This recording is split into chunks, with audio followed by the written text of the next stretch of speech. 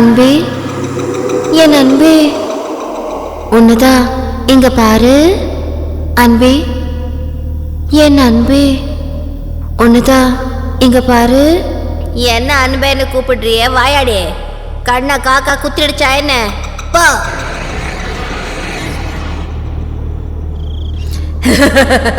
போடி கிளவி போ. இன்னும் கொஞ்ச நாள்ல என் பகைய தீத்துக்கிற. உன்னை கொன்னு நான் சாப்பிட போறேன். பஞ்சவள்ளி பகைய பத்தி தெரியாத பாட்டி மதிராக்கு போயிட்டாங்க. இது இப்படி இருக்கும்போது பேய் வழிக்கு ரொம்ப தூரத்துல பிரதாப்கட்ங்கிற ஊர்ல சோமேஷ் அவங்க அப்பா அம்மாவோட வாழ்ந்துட்டு வந்தா. சோமேஷ் நல்லவன், புத்திசாலி. ஆனா கூனோட பொருந்ததுனால எல்லாரும் வளைஞ்சு சோமேஷ்னு கேலி பண்ணுவாங்க. இது இப்படி இருக்கும்போது ஒரு நாள் சோமேஷ் அவங்க அம்மா அப்பா ஒரு விபத்துல இறந்து போயிட்டாங்க. பாவம் சோமேஷ் தனியாயிட்டா.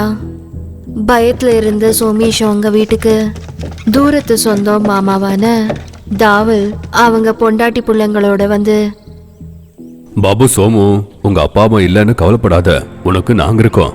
எங்க ஊர்ல வறட்சி வந்து வேலை இல்லாம சுத்திட்டே இருக்கோம். நீ ஒன்னும் நினைக்கலனா உன் வயல்ல வேலை பார்த்துக்கிட்டு இங்கேயே இருந்துடுறோம். அதுக்கு என்ன மாமா, தாராளமா இருக்கலாம், எனக்கு கூட யாராச்சும் இருப்பாங்க. இப்படி சோமேஷ் அவங்க மாமா வீட்டுல ஒருத்தனானா. தாவலுக்கு 2 பொண்ணுங்க, அனுராதா, மாலதி. அனுராதா செத்து போன பொண்டாட்டி பொண்ணு. மாலதி 2வது பொண்டாட்டி ஜெயா பொண்ணு. சின்ன வயசுல இருந்து சோமேஷ்க்கு மச்சினிச்சி அனுராதா ரொம்ப பிடிக்கும். ஆனா அவ மனசுல இருந்தத அவன் எப்போதும் சொல்லவே இல்லை. ஏன்னா அனுராதா ரொம்ப அழகானவ. அவனுக்கு என்னவோ கூனு. மனசுலயே அவ காதல வச்சுக்கிட்டான்.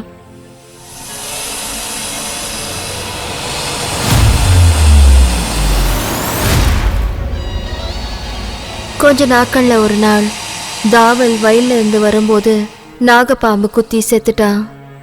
மாமா செத்ததை நினைச்சு ரொம்ப கவலைப்பட்டா சோமேஷ். அங்க பேய் வழியில இருட்டானதும் பயங்கரமான சிரிப்பு, விசித்திரமான சிலங்க தெரிய ஆரம்பிக்குது. யாரோ நடப்பாதே, யாரோ வழி போக தனியா போகிறான். அன்பே, என் அன்பே, உன்னதான் இங்க பாரு. அன்பே, என் அன்பே, உன்னதான் இங்க பாரு. அன்பே, என் அன்பே, உன்னதான் இங்க பாரு. அன்பே, என் அன்பே, உன்னதான் இங்க பாரு.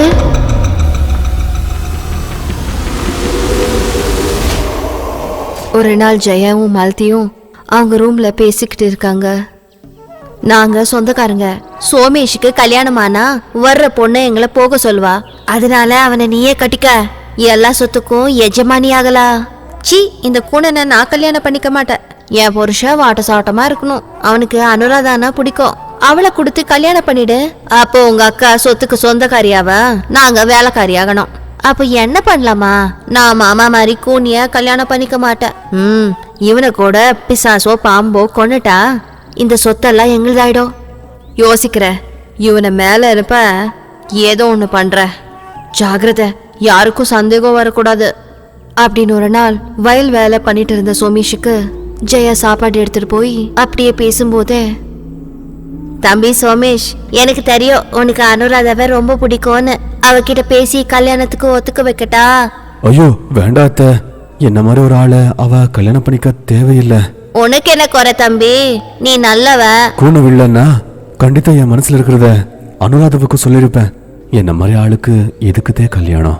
ஏப்பா அப்படி சொல்ற? கூணு ஒரு குறையா? நீ மனசு வச்சா எல்லாம் சரியாயிடும். சின்ன வயசுல இருந்து பண்ணாத வைத்தியமே இல்ல, ஆனாலும் குறையல. என் பேச்ச கேளு. மதுராவில கங்கா அப்படிங்கிற ஒருத்தன் ஆயுர்வேத வைத்தியம் பண்றான். அவனை பார்த்தா உன் கூணு போய் சாதாரணமா நடப்ப. போ போ, மதிராக்கு போனோம்னா பேய் வெளியா போனோம், சாக போற. அடுத்த நாள் சோமேஷ் ஒருத்தனே கங்காவை பார்க்க மதிராக்கு போனா. மதிரா போன சோமேஷ் கங்கா வீட்டுக்கு போய் வந்த காரணத்தை சொன்னா. உன்னோட குணம் சரி பண்ண என்னோட குணம் நீ சரி பண்றியா என்ன? நான் ஆயுர்வேதிய வைத்தியர்னு யார் உனக்கு சொன்னாங்க? நான் விவசாயி. கங்கா பேர்ல இருந்தது மதிராவில அவர் ஒருத்தர் தான். இப்போ ஒண்ணுமே பண்ண முடியாம திரும்பி போயிட்டா. ராத்திரியானா பெய்யோட வழி அபாயம். இந்த நாள் எங்க வீட்லயே இருந்து நாளைக்கு காலையில கிளம்பிப்போ. பரவாயில்ல தாத்தா, சைக்கிள்ல தானே, ராத்திரி ஆகிறதுக்கு முன்னாடியே அந்த இடத்த தாண்டி போயிடுறேன் அப்படின்னு சொல்லி கிளம்பினா. ஆனா வழியில சைக்கிள் கெட்டு போய் நடந்துட்டே போறா. பேய் வழி நடுவுல போகும்போது நல்லா இருட்டடிச்சு ஒருத்தனே நடந்து போறான். பின்னாடி கமலா ஆத்மா அன்பா கூப்பிடுது. அன்பே, ஓ அன்பே, உன்னதா இங்க பாரு. அன்பே, ஓ அன்பே, உன்னதா இங்க பாரு. அன்பே, ஓ அன்பே, உன்னதா இங்க பாரு. அன்பே, ஓ அன்பே. குரலை கேட்டு திரும்பி பார்த்தா சிலையா மாறிக்கிட்டு இருந்த சோமேஷ் முகத்தை நாக்கில சுத்தினா பஞ்சவள்ளி பாட்டி.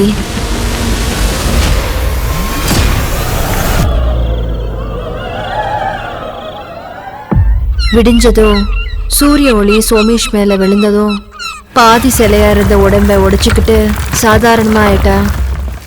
என்னோட நாக்கால நான் காப்பாத்துனேன், இல்லைன்னா நீ கூட விசித்திர சிலையா மாறி செத்து போயிருப்ப. உங்க உதவியை மறக்கவே மாட்டேன். ஆமா, உன்னை எதுக்கு மரத்துக்கு கட்டி போட்டாங்க? உன்ன நாக்கு எதுக்கு இவ்வளவு நீளமா இருக்கு? எனக்கு ரொம்ப சக்தி இருக்கு. நான் எல்லாருக்கும் நல்லது பண்றது பிடிக்காத பேங்க என்ன சாகடிக்க முடியாம கட்டி போட்டிருக்க. என்ன விடுதலை பண்ண. பஞ்சவள்ளி பேச்சை கேட்டு விடுதலை பண்ணி அங்கிருந்து கிளம்ப போனா. சரிடா பேரனே, நீ மதிரா எதுக்கு போன?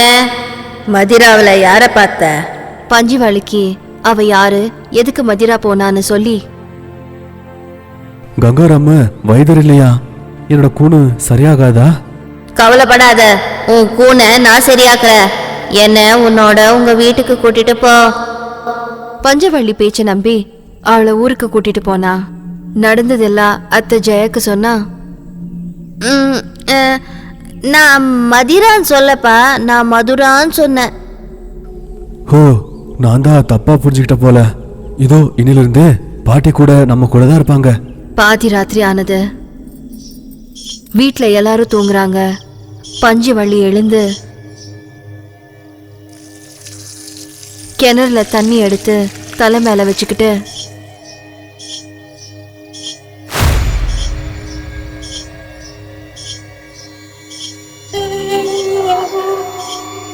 ஊர் வெளியே இருக்கிற மயானத்துல 5 சமாதில காஞ்சி போன துளசி செடிக்கு தண்ணி ஊத்தி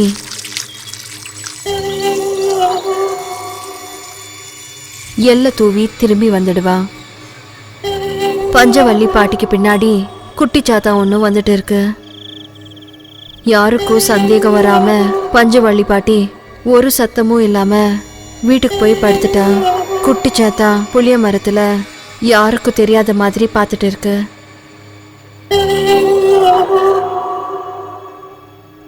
இப்படி அடுத்தடுத்து 5 ராத்திரி பாதி ராத்திரி ஆனதும் சமாதிக்கு தண்ணி ஊத்திட்டு வருவா. 6வது நாள் காத்தால அனுராதாவை கோயிலுக்கு கூட்டிட்டு போக சொல்லி வழியில யாரும் இல்லாத நேரம் பார்த்து அனுராதா மேல ஏதோ சாம்பல் தூவினதும் அனுராதா அப்போதைக்கு அப்போவே மர பொம்மையா மாறிட்டா.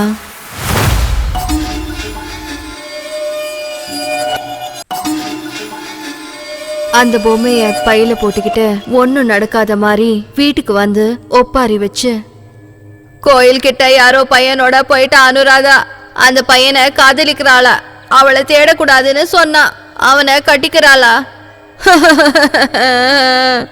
அது என்கிட்ட சொன்னா நானே கல்யாணத்தை ஆடம்பரமா பண்ணிருப்பேன். சரி, அவங்க இஷ்டம். எங்க இருந்தாலும் சுகமா வாழட்டும். சனிய நுழைஞ்சது அவனுக்கு கூட என் பொண்ணுக்குதான். ஒரு நாள் பாட்டி கிட்ட சோமேஷ் வந்து, பாட்டி, என் கூனை சரி பண்றேன்னு சொன்ன, மறந்துட்டியா? மறந்துட்டப்பா. இந்த ராத்திரில இருந்து இடுப்புக்கு நேரா ஒரு கட்டைய வச்ச பெரிய குழி தோண்டே. அதுக்குள்ள விடியிற வரைக்கும் நேரா நின்னா 11வது நாள் உனக்கு கூணு போயிடும். அதுக்குள்ள நான் வந்த காரியம் முடிஞ்சிடும். பாவம் சோமேஷ் குழிய தோண்டி அதுக்குள்ள ராத்திரி எல்லாம் நேரா நிக்கிறான்.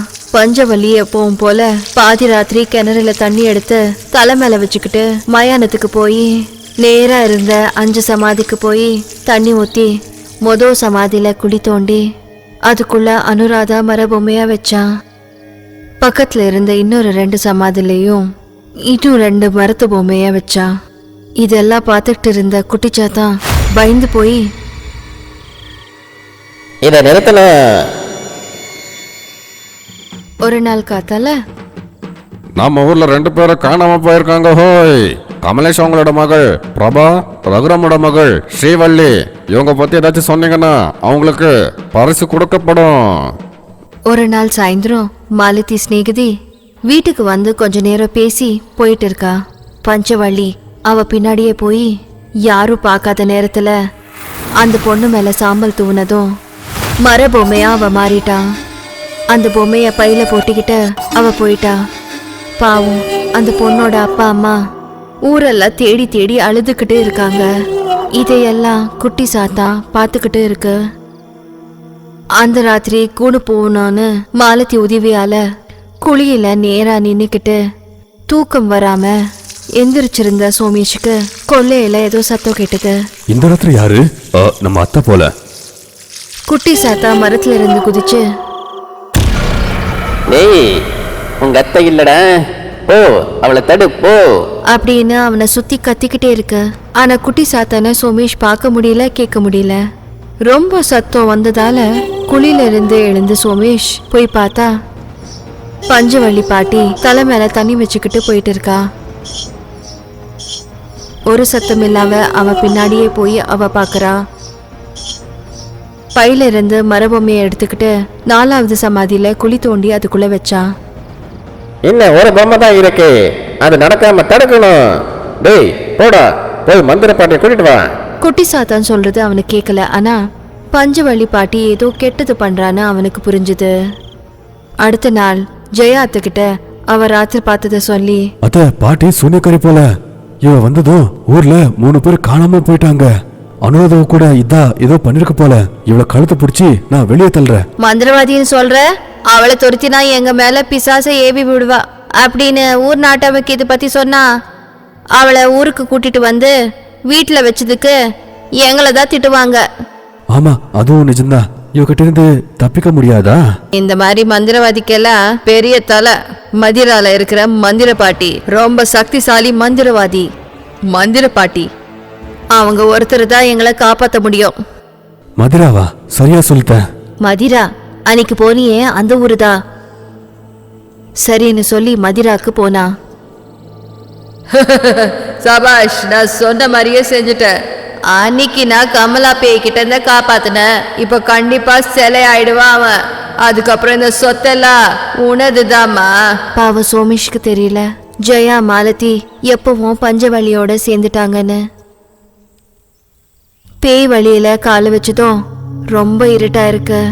ஆனாலும் பயப்படாம ஒருத்தனே போறா. திடீர்னு விசித்திரமான சிலைங்க ஒன்னொன்னா கண்ணுக்கு தெரிய ஆரம்பிக்குது. அதை பார்த்தாலே பயங்கரமா இருக்கு. என்ன இது இவ்வளவு பயங்கரமா இருக்கு? அன்பி, என் அன்பி, உன்னதா இங்க பாரு. அன்பி, என் அன்பி, உன்னதா இங்க பாரு.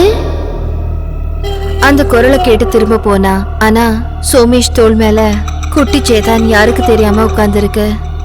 கமலா பேய் எவ்வளவு கூப்பிட்டாலும் சோமேஷால பின்னாடி திரும்ப முடியல. அதோட காலால தலைய பிடிச்சுக்கிட்டு உட்கார்ந்துருக்கு.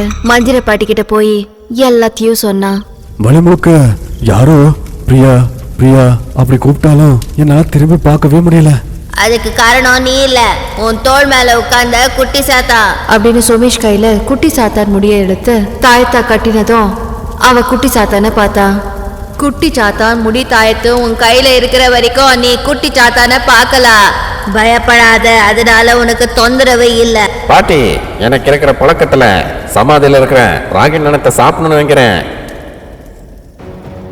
பிரதாபட் மயானத்துல இருந்து ஒரு சமாதியில இருக்கிற மூட்டையை திறந்ததும் அங்கிருந்து ஆன்மா எந்திரிச்சு மந்திரத்தை சொல்லி எப்போ பெயின் வழியில கட்டுப்பட்ட பஞ்ச வலிய எழுப்பிருச்சு. பஞ்ச பிராண மந்திரம் தந்த கிருதம் அக்ருதம் மரணஹரம் பிரஜ்வலம். அப்பல இருந்து என்னால நடந்த தப்ப நான் நிறுத்தணும்னு நினைச்சேன். ஆனா யாருக்குமே தெரிய மாட்டேங்கிறேன். சொல்றது கேட்காது. என் சக்தி அவளை தடுக்கிறதுக்கு சரியாகாது. அதுக்குதான் அவ பின்னாடியே சுத்திக்கிட்டே இருந்தேன். இப்போ அவ குழிய அவளே தோன்ற மாதிரி அவளே உன்கிட்ட அமுச்சு வச்சிருக்கா. பேய் வழியை தாண்டி இவ இங்க வர முடியாதுன்னு அவ நினைச்சிருப்பா. ஆமா, அந்த பஞ்சவர்லி யாரு? அவளுக்கு என்ன வேணும்? பஞ்சவள்ளி அவ புருஷ மந்திரவாதி. என்ன கொன்னு பேதாள கிரீடத்தை எடுத்துக்கலான்னு பேய் வழியில புளிய மரத்துக்கு கீழே இருக்கிற பாத்தாள நிகூடாவுக்கு அவங்களுக்கு ஒரே பிரசவத்துல பிறந்த 5 பசங்களை பூதாத்மாவுக்கு பலி கொடுத்து என் மேல பூதாத்மாவை ஏவி விட்டாங்க. ஜாகு, ஜாகு, உன்னை கொல்றதுக்கு பூதாத்மா வந்துகிட்டே இருக்கு. பேயோட பாதையில பாத்தாள நிகுணத்துக்கு அவ புருஷனை பலி கொடுக்காம நீ போய் தடுத்து ஆகணும் அப்படின்னு பேதாள சக்தி சொன்னதால நான் பூதாத்மா கிட்ட தப்பிச்சேன். பஞ்சவள்ளி பண்ணிட்டு இருந்த சாதனையில கடைசி கட்டமா புருஷனைய பலி கொடுக்கும் போது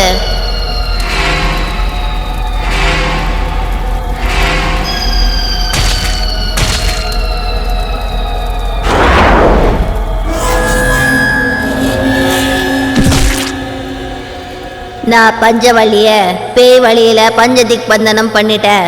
அவங்க சொந்தக்காரங்க அவ 5 பசங்களை புருஷனை பிரதாப்கட்ல சமாதி பண்ணாங்க.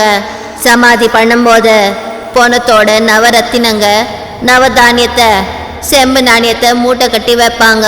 இந்த குட்டி சேத்தானுக்கு செம்பு நாணயங்க தின்ற பழக்கம்.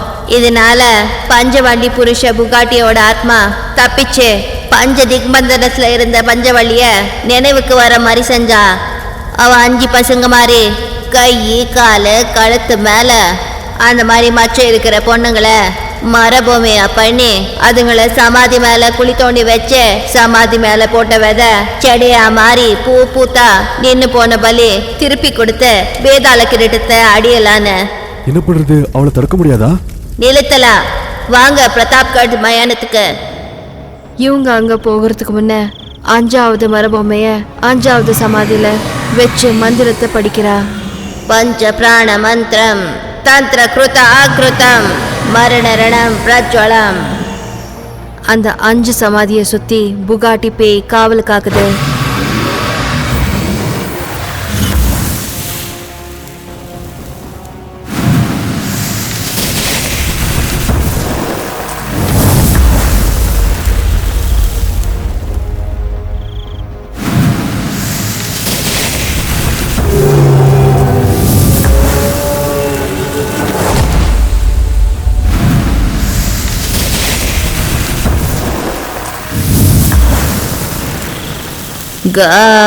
Gabrajama Gabrajamanju Gabrajama. அந்த 5 மரபொம்மையும் மனுஷனா மாறிடுச்சு. அனுராதா உடனே வந்து மாமாவை கட்டிப்பிடிச்சு, நீ என்ன எனக்கு ரொம்ப பிடிக்கும் மாமா. அப்படி இருந்தாலும் கூணு சரியான உன்னை கல்யாணம் பண்ணிக்கிறேன். ஐயோ, அவ்வளவுதானே? பம் பகினி புகத்தி பகவாஜிரி ஹம் கரணி கிரத்தி கில காஜிரி உணத்தி மடத்தி போம் புஸ் ஸ்வாஹ உணத்தி மடத்தி ஹம் புஸ் ஸ்வாஹ பம் பகினி புகத்தி பகவாச்சினி ஹம் ஹரணி கிரத்தி கில காஜிரி உடத்தி மடத்தி பம் புஸ் ஸ்வாஹ உணத்தி மடத்தி பம் புஸ் ஸ்வாஹ அப்படின்னு சொல்லி குட்டி சேத்தான் பறந்து சோமேஷ் முதுகுல அடிச்சதும் பருந்து மரத்து மேல இடிச்சுக்கிட்டு கீழே விழுந்தா. அன்னையில இருந்து அவனோட கூணு போயிடுச்சு. அனுராதாவை கட்டிக்கிட்டு சந்தோஷமா இருந்தா. கெட்ட எண்ணத்தை வச்ச ஜெயா மாலதி அவங்க சொந்த ஊருக்கு போய் கூலி வேலை பண்ணி சரியா சாப்பிடாம அழுதுட்டு இருக்காங்க. ஆமா குழந்தை போய், எதுக்கு நீ ராகி நாணயத்தை சாப்பிடுற? என்ன கதை? அது பெரிய கதை. நான் அதை இன்னொரு வாட்டி சொல்றேன்.